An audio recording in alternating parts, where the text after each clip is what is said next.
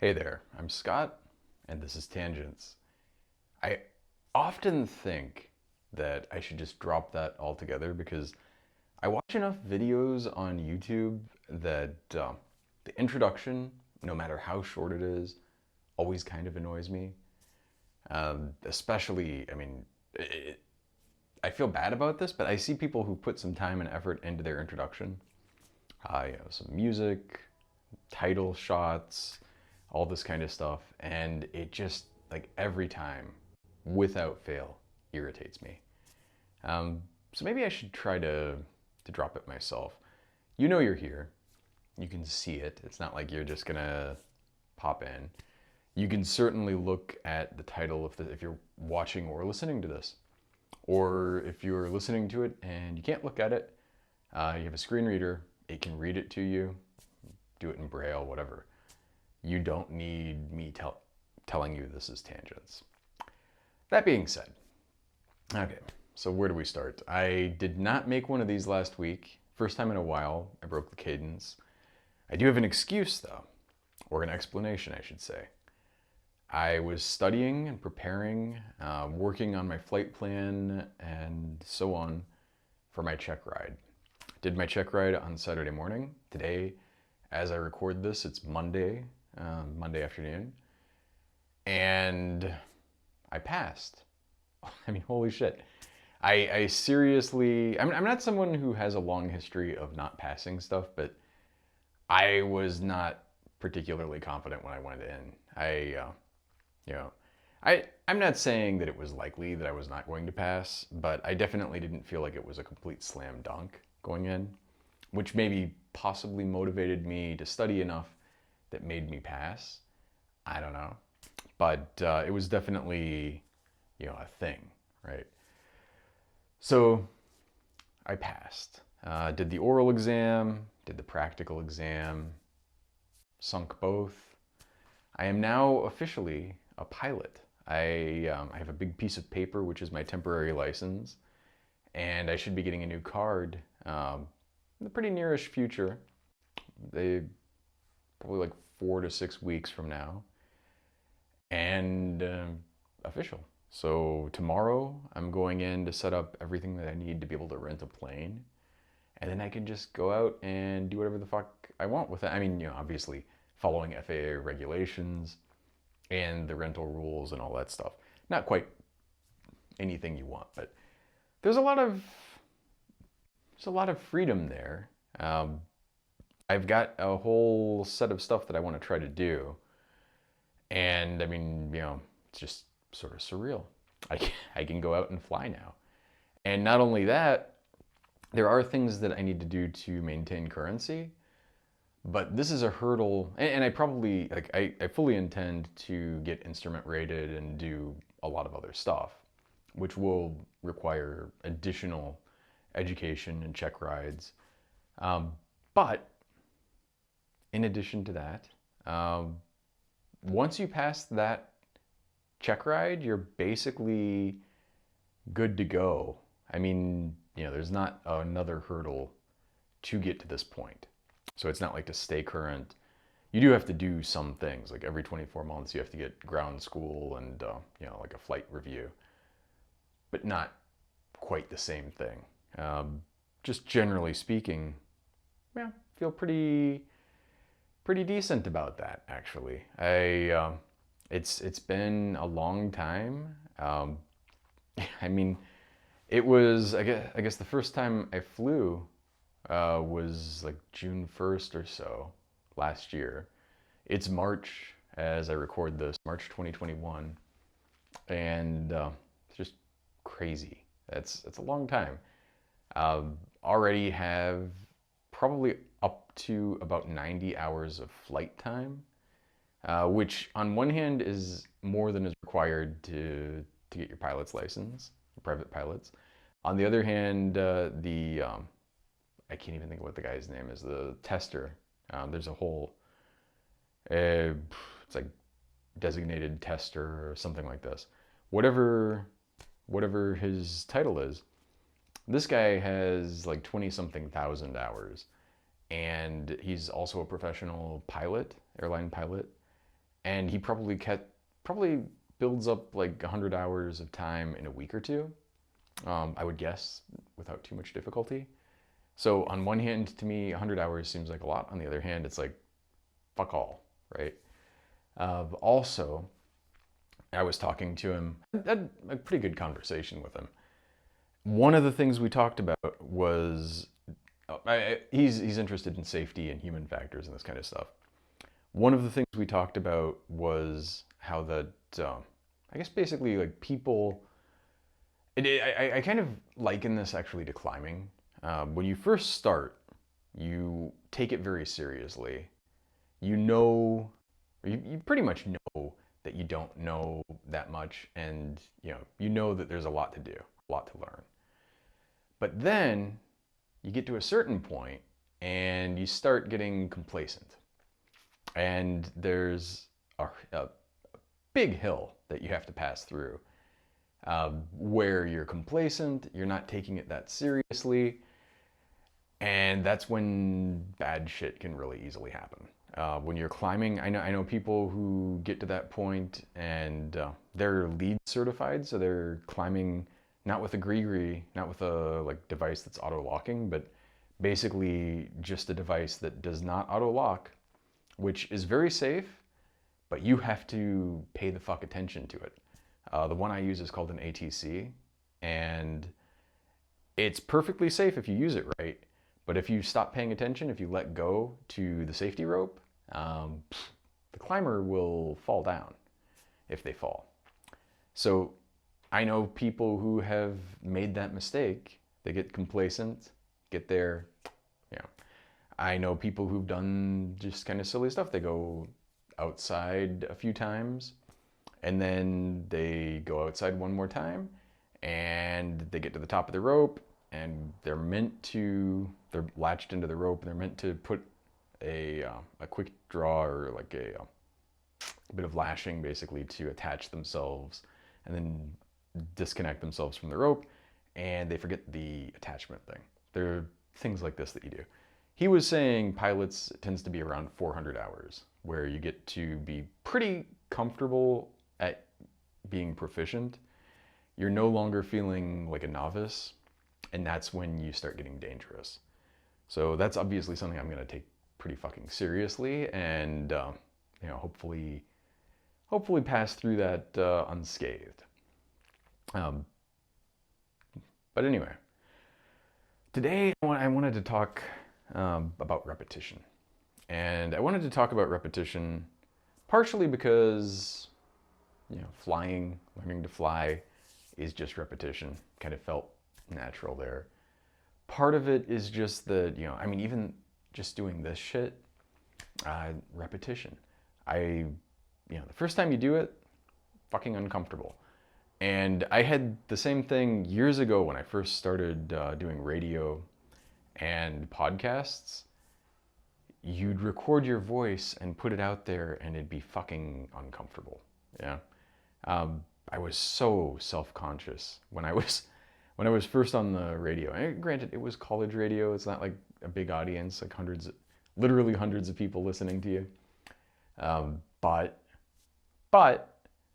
you would be there and you'd be like, oh shit. And then at a certain point, I got pretty comfortable with that. But if there was somebody in the studio, that fucked with me for a long time. Now I'm pretty much okay even with that, but it's a hike. It takes some time, it takes some doing. When you do this, when I first started recording video, I'm very self-conscious of kind of the way I look, self-conscious of seeing myself, recording myself. I'm not a selfie guy. I'm not a person that is generally inclined to take my own picture or to be in a picture or be on video. And here I am intentionally recording these things and putting them out there. Repetition, it does sort of make you complacent, but it also trains you on some things. It makes you more comfortable in certain situations. It trains you to be better at them. The thing that I always come back to with flying, And I think it's because there's a very big parallel. Like it's definitely not the same thing as driving. I don't want to, you know, I don't want to falsely equivocate the two. But there are certain parallels. So I remember when I first started driving, and I'm in my mid-20s, and start driving, and you're like, oh shit, all this shit's going on, and you're constantly like scanning, trying to pay attention to stuff, and something like there might be a car over here, you have no idea because you're focused on so many things, and you're saturated. But then through repetition, your brain does this remarkable thing where it starts automating all that stuff. And it's not to say that you definitely are omniscient in any meaningful sense. You don't know definitively everything that's going on all around you, but you do have a pretty good sense of it.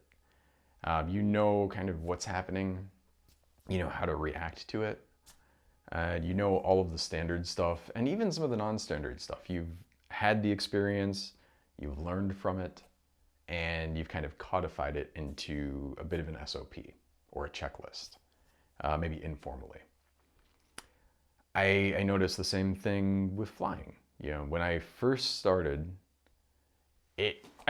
straight and level flight, I think is something you could probably, if you've never flown before, you could hop in a plane and figure that part out pretty well. Especially if the plane is trimmed already, it is almost doing it for you, you know? So that part, not that hard. Even a little bit of stuff like basic turns, maybe without coordination, but you could figure it out pretty easily. It's fairly self-explanatory and I'd say intuitive.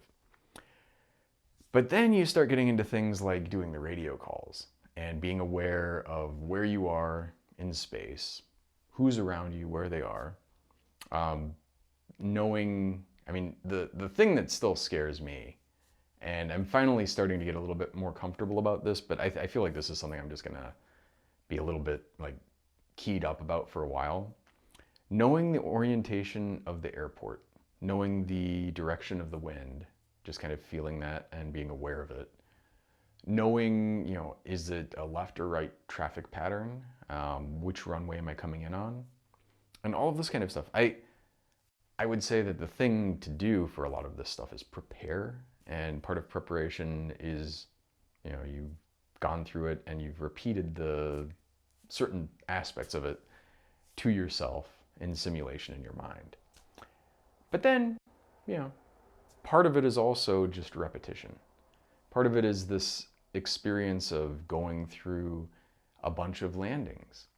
And it's amazing, honestly, like how much, and I don't mean to say that I have anywhere near mastered landing. I think this is something, I feel like this is one of these things where even if you're very good at it and you're a very seasoned pilot, you're still kind of dialing it in perpetually.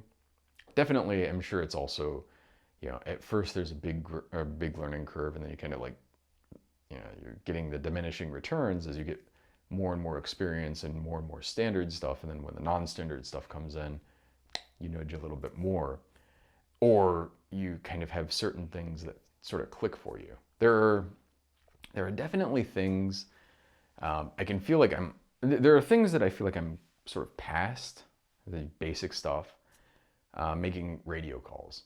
I am still not perfect at that, but it's pretty much like, doesn't feel like that big of a deal to me now. Especially the standard stuff. Like getting into the plane, taxiing, taking off, getting into the pattern, landing, all that stuff, and taxiing back. I'm pretty comfortable with it. Not 100% dialed in, and every once in a while, make a little, something will happen. I'm a little bit at the end of my saturation, and something will fall off, but it's pretty okay.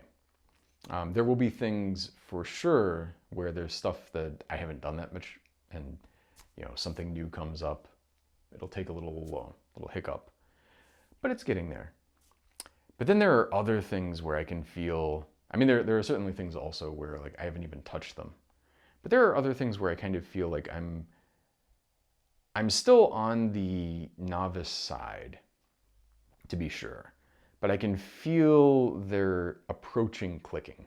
You know, they're getting to that point where some things are just going to kind of like come into focus and become much more natural. And those things I think are, I feel good about that. When I was doing the check ride, or rather the oral exam portion of it, actually to be specific in between the two, and I can't remember again what his fucking title is, but the dude who does the check ride, this guy is telling me this story about when he learned rotary, so learned how to fly a helicopter. And when he did it, he said, you know, like the first 10 and a half hours of it, he could not, to save his life, hover. And I guess this is a pretty hard thing. Hovering in a helicopter, you know, it's challenging. It's dynamically unstable. So you're in a situation very much like an inverted pendulum where there may be a point where it's stable, but any perturbation off to the side nudges you further and further out of that stability. So that's essentially the problem you're dealing with. And he was saying, you know, like, could not make it work. And then at a certain point, he's there, and like the 11th hour, he's flying it, and it just clicked. Like, just kind of clicked. And it's such a common experience for me with so many things when you're learning them, or when you're working on an engineering problem, or almost anything, like you're writing something. You have no way to say a certain thing. You have no way to understand how to solve a problem or just to do something. And then, you know, it clicks, and then it's just, I don't want to say easy, but I mean, like if I'm belaying somebody, I'm not even thinking about it. And it's not that I'm like mentally not there. I'm not checked out. It's just that the amount of overhead it requires to do that is negligible. And I believe I'm pretty safe at it. I would definitely trust myself to belay me, you know? There are people I would not trust to belay me, or anyone else, but I feel pretty decent about, you know, I've never dropped somebody. Don't think I ever would drop somebody. And I'm pretty good at ignoring distractions, or maybe not necessarily ignoring them, but functioning despite them. So during my check ride, there was a fly in the cabin, and I really wanted to like kind of swat that thing and get it out, or open the window or something. Could not do it because I'm not really in a position to do that while I'm doing these other things. Some of these things take two hands, and you know, I'm not saying I'm impressed with myself, because this is something I know I'm good at, but when I have something like that, I can deal with it. And I think better than the average person. And I don't think that's, I wish I could claim that that was like a learned skill. It's just, and maybe it is partly, but it's just a lot of, I think, temperament and general disposition, which is frustrating because it's one of those things where you'd like to be able to tell somebody, you know, like, hey, if you do this, then that will help. Not to imply that I am fantastic at stuff like that, but I think like one thing, I was reading somebody on Twitter a couple days ago, and they were talking about how many horrible podcasts there are out there, just like unlistenable. And this dude's words, not mine, but he was just saying that, and was saying, you know, like, if you can't be entertaining or interesting to listen to, maybe just don't do it. And I will tell you, I have this deep-seated fear of just being boring as hell, right? I don't know what it is. It's part of the reason probably why I don't like NPR as a general rule, because I have this fear about myself that I am that kind of person that's like, you know, just super dry, super boring, and, you know, not interesting. And I don't think it's the case. If I thought it was the case, I might still be doing this just to kind of work on it. And I do think this is what this guy kind of was missing, that the very act, like, even nobody is awesome at stuff out of the gate. There are people who are naturally, like the first time I ever went climbing, it came pretty naturally to me. I felt, like a fish in the water a little bit. Swimming, I'm actually also pretty decent at. Not like, mastery of swimming, but relative to somebody with, not a lot of practice, pretty natural in the water. Although I haven't gone swimming in years. But, I got up on the wall and pretty easily kind of got it. Now, that being said, if you looked at the level of climbing that I was doing then, I was not climbing like 512s. I was probably doing like a 5.8, 5.9. Maybe could have done like a 10 minus at the time, I don't know. But, definitely there's a limit to what you can do solely by natural ability.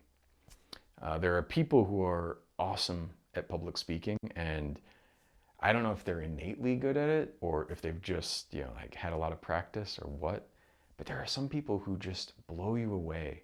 I've been, for a few years, I've been an adult advisor for the East Valley NAACP Youth Council. And there are some kids in there who, have been in leadership positions, and, when they're giving their speeches, I mean, you can tell, like, some of them, they're good, but they're like just normal kids. But some of them, you're like, holy shit, this person, teenager, speaks better than I do as an adult with a lot of public speaking experience. And you're just blown away. Fucking amazing. And I don't know what that is. I don't know where that comes from, but whatever it is magical. That being said, even when you're somebody with that level of skill, and I'm not assuming that that's innate, but let's just say somehow it is. If that is the innate level that they're just starting at, there's still a lot of opportunity to grow. There's a lot of, you're good at climbing, okay, but there's a lot of stuff to learn. There's a lot of stuff that, even if you're just learning it from yourself, and if you're shitty at it, you can still learn.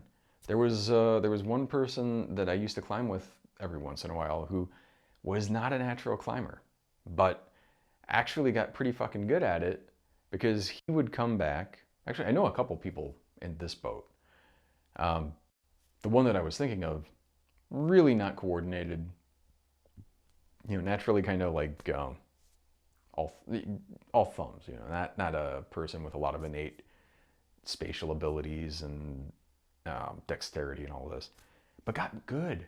Got actually really fucking good. And I knew a woman also who was, like not as bad when she started out, but not great, and kept working on it, and then got pretty fucking good.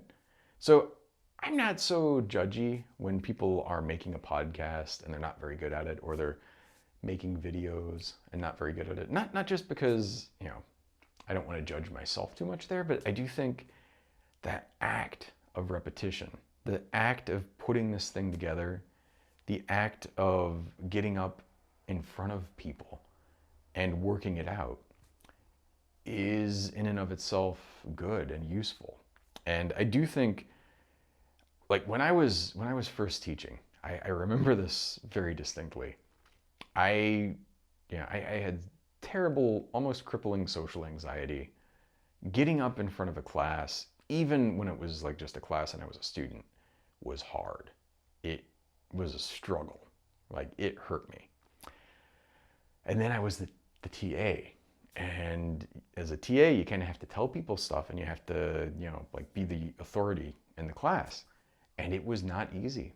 It took some time and some doing, and I was very self-conscious about it. And we had, whenever you're teaching, especially when you're new, they send the person who's running things around, or they'll send somebody out to evaluate you. And I was kind of like scraping by, probably doing better than I would give myself credit for, but not great. But the woman who was running the microbiology labs that I was teaching came by one day, and her purpose, she's like the supervisor. Her purpose is just there to like check on things and make sure things are okay. And I couldn't talk. It was like horrible. I mean, it was just clusterfuck of an abortion, kind of holy shit. She's sitting there in the class, and I'm like, I mean, it wasn't quite like total paralysis, but it was not good. And somehow, I don't know if she just knew or if she talked to somebody else in the class, but afterwards talked to me and was like, oh, I know you were kind of, self-conscious or uncomfortable because of that, blah, blah, blah. But now, today, I mean, not just in this sense, I can get in front of a class and, it's not that big of a deal for me. I can get in front of even a big lecture hall and it's not that big of a deal. So the thing also that made me come back to this repetition was I watched a decent amount of stuff on YouTube. And there's this one dude, I guess the stuff that I watch goes from, there's a guy who does jet engine repair, Agent JZ. I love his stuff. And he just talks about jet engines and lots of random stuff. Not the most dynamic speaker, but somehow interesting to me. There's Blondie Hacks, who's like a machinist, and This Old Tony, and A-Bomb, and a lot of these other people. And I watch these things because I don't know what it is. They just like tickle me in a certain way. But I happened upon this guy, and he's a professor, I believe, at University of Washington. Cannot remember his name at the moment. I'm terrible with names. I think it's Steve, maybe. I don't know. But whatever it is, he's teaching machine learning and control theory and a lot of this stuff. And it's stuff that I've had a decent amount of experience with and I've worked in for a while. I think I was first introduced to control theory, probably like 20 years ago. I was in graduate school. I had a job in the underwater systems laboratory, or underwater autonomous systems lab at University of Hawaii. And in this, the engineering professors who were running it were always teaching like control classes, classical control theory. And I saw things like the transfer function and system identification and Laplace transforms, stability, Nyquist plots, pole placement, all this kind of stuff. And all that just sounded to me like it probably just sounded to you, like even if the things made some degree of sense or I had some kind of grounding and like I knew at the time what a Laplace transform was because I'd had calculus and we touched on it, but I basically had no concept of what most of this stuff was. Or linear control. Linear is one of those things that you have until you've gone through like linear algebra and linear differential equations, linear control theory, optimal control theory, this kind of stuff. You have an idea maybe of what linear is, but you don't really realize immediately, I don't think, the real scope of it or the real power of it. I started getting a glimpse of it in undergrad. I was taking differential equations and happened to be taking the initial linear algebra at the same time. And it really started kind of like clicking to me, like, oh, differential equations, differential operators, if they're linear, these are basically just operators in vector spaces, and the solutions are like eigenvectors and eigenvalues and all this stuff. And you start like putting this stuff together, and it's kind of like an aha moment where you're like, this stuff seems very simple and even abstract, and yet it has this immediate, amazing kind of ability to tell you, this is your set of differential equations, and you can say every possible solution to this is just a linear combination of this set of basis functions. And when you start getting that, and you're like, oh, this function is actually a vector in the function space, but it's a linear, vector. This is a unit vector, and that's a basis vector. And these two functions are orthogonal to each other and all this stuff. And you start getting that stuff, and it just sort of like layers in. And I would learn these control theory things. And, at that time, I just was like kind of swimming in the soup. I had no idea what they were and just, like tenuous connections to them. And then I would see them again, and I would see them again. And then I would see them one more time, and I'd be like, oh, I kind of get what pole placement is. I see that, if you put something here, because the poles are just like in the Laplace transform where there are singularities based on, like certain, and this actually means if you put something, you put a 0 here, then it has this property. Or if you put a pole here, then it's going to oscillate, or it's going to grow exponentially, or, like all of these kinds of things. And they start, never fully got the picture exactly, but it starts like layering with repetition. You see the same stuff over and over again, and it makes more sense every time you see it. You go through even the problems, and your perspective on the solutions and the problems becomes more rich and more, it's not just that the depth is increased, but you have kind of a wider, more holistic understanding of stuff, and you have a better idea of not only what the details are, but also what the context is and how everything fits together. And you start learning some of this stuff. And there was something about, and again, at this point in my life, I've seen a lot of this stuff many times. I started playing with neural networks in the 90s. My first job was at Intel, working on neural function blocks for embedded microcontrollers. Didn't go anywhere, but that was a thing I was doing. And, so I'm familiar with the stuff. But, you get layers and layers of it, and you keep coming back to it, and it sort of, starts making more and more sense.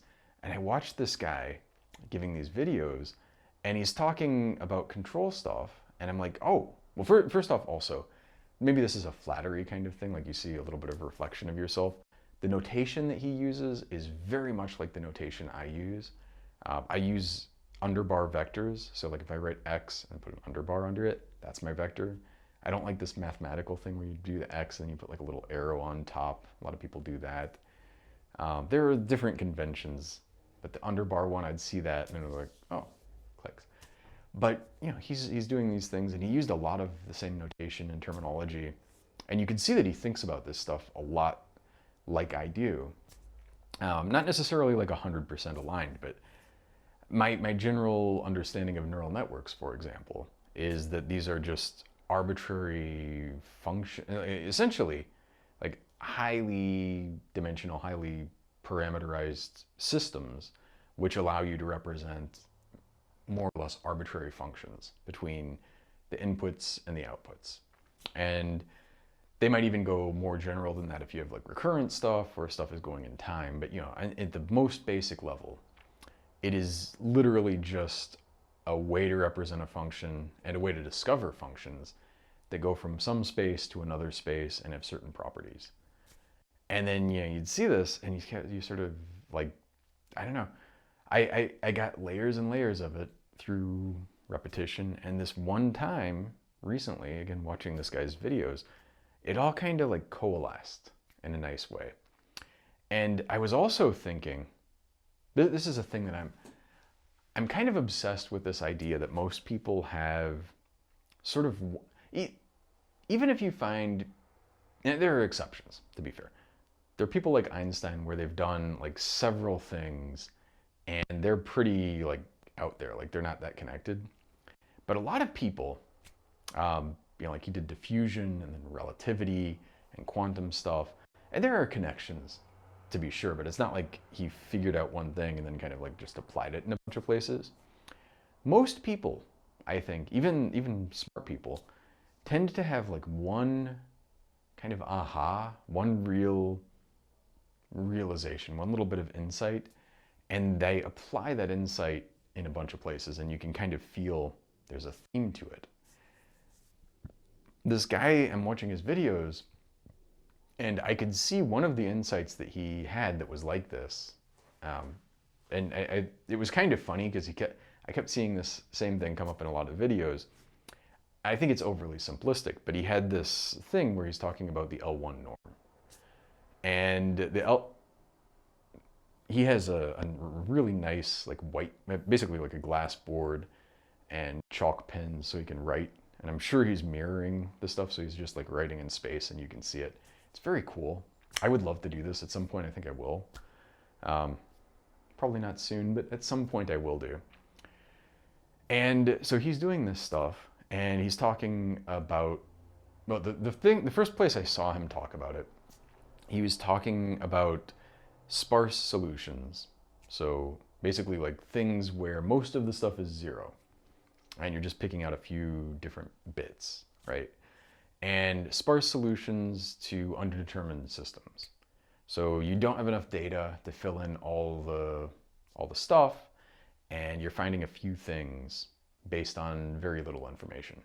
And the main thing that you're doing is kind of assuming that most of the stuff is zero, which is itself a lot of information. So instead of having like a random array of numbers, most of the numbers are zero, and you're just trying to figure out what the non-zero ones are.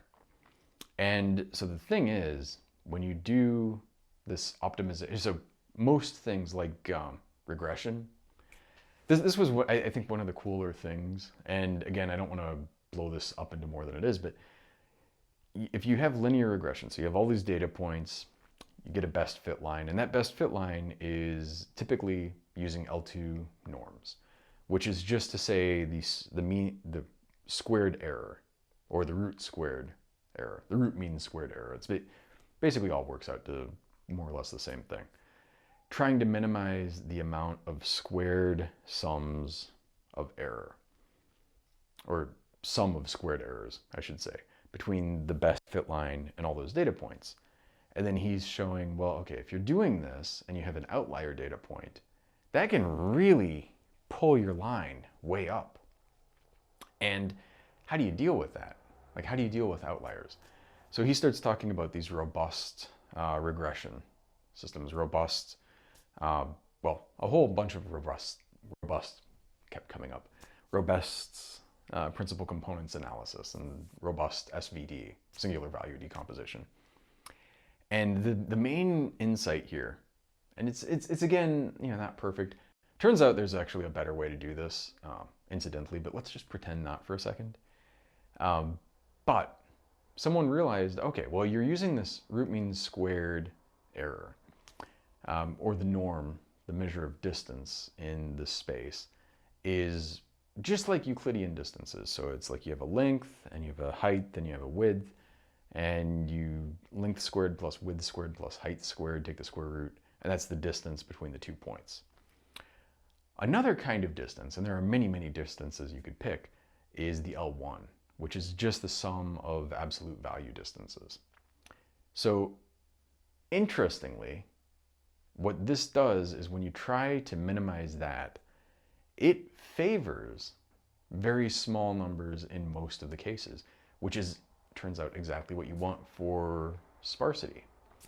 It's not perfect, but the first approximation does a decent job. It does have a problem where you'll have lots of non-zero, like small but non-zero things. There are much better algorithms, it turns out, to get rid of those. But up to that level, this gives you a way to find that. And then he shows, okay, well, you have all these data points, here's the best fit line, and now you throw in an outlier, and it doesn't really upset the best fit line much at all.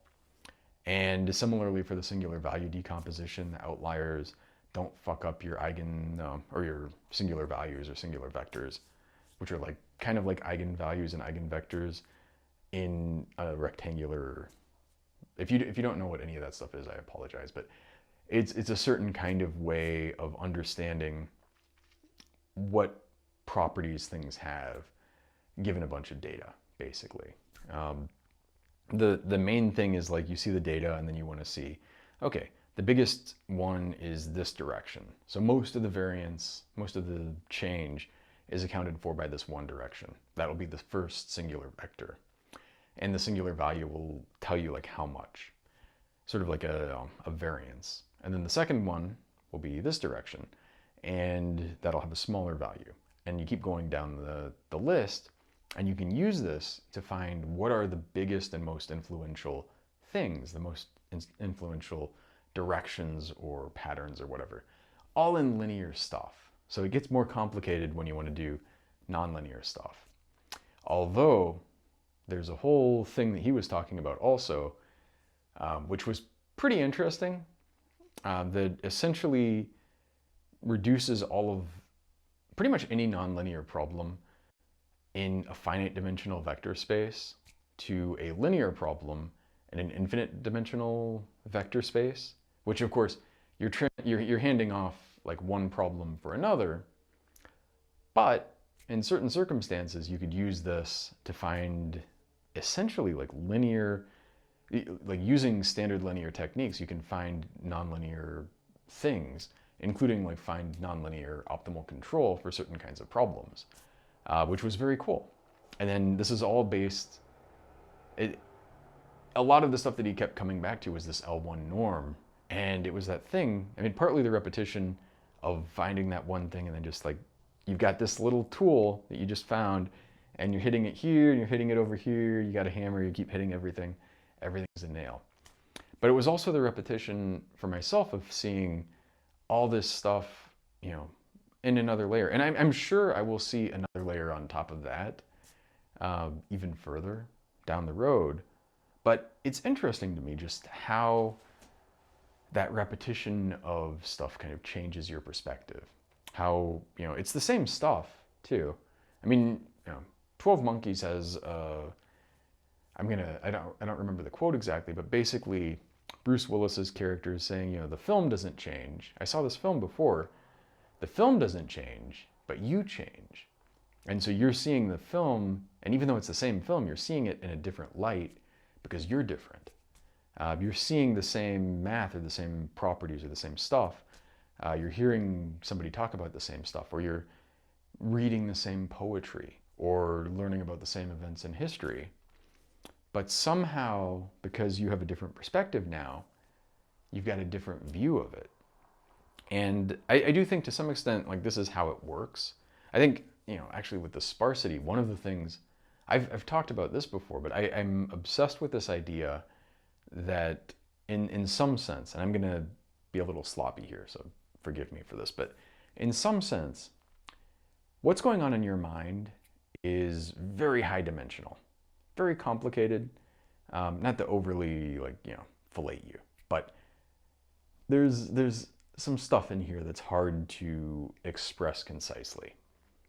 It's not, you know, like, it's not like you have a Jupiter brain, you know, don't get over yourself, but, or get over yourself rather, but, you know, there's a lot of stuff in here.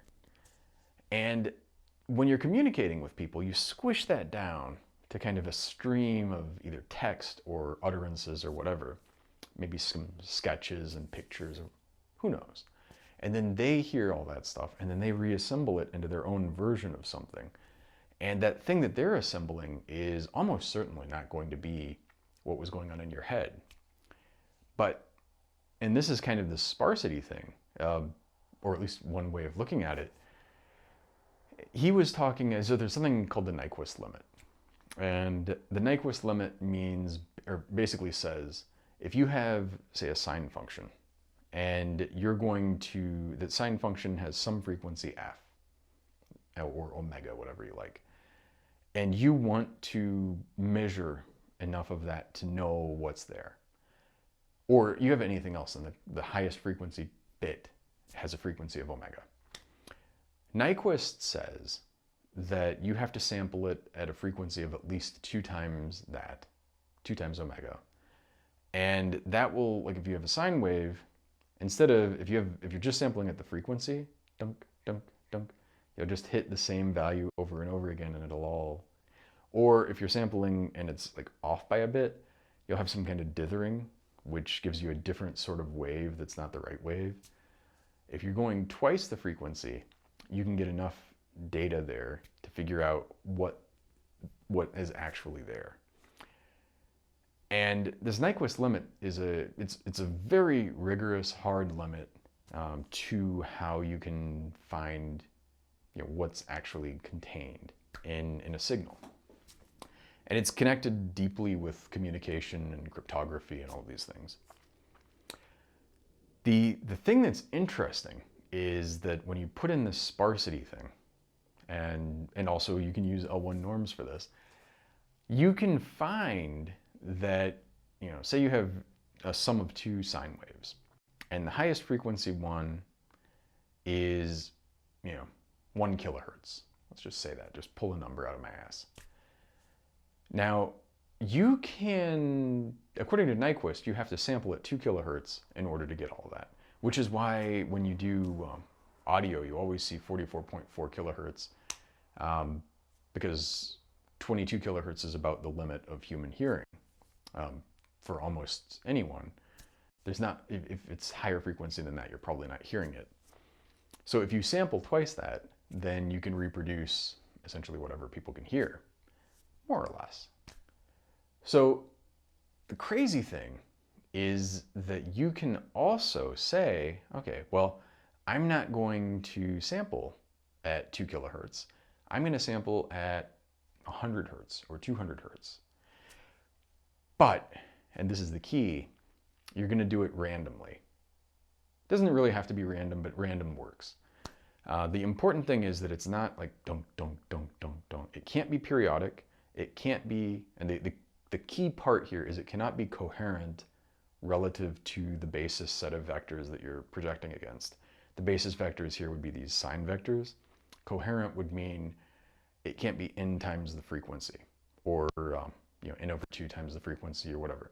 It's got to be something where the sampling has nothing to do with the signals that you're, and it's not just that it has nothing to do with it, but they're worth, like there's no relationship there at all. So if you do that and you have very precise timing, you can actually find those, and you also have to assume there are only, a couple of frequencies in here. It doesn't have to be 2. 2 is a nice, it works well, easy to understand, easy to see visually.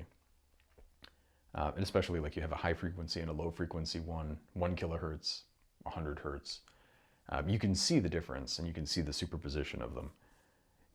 And so you're projecting this, and the basis is basically all of the frequencies up to then.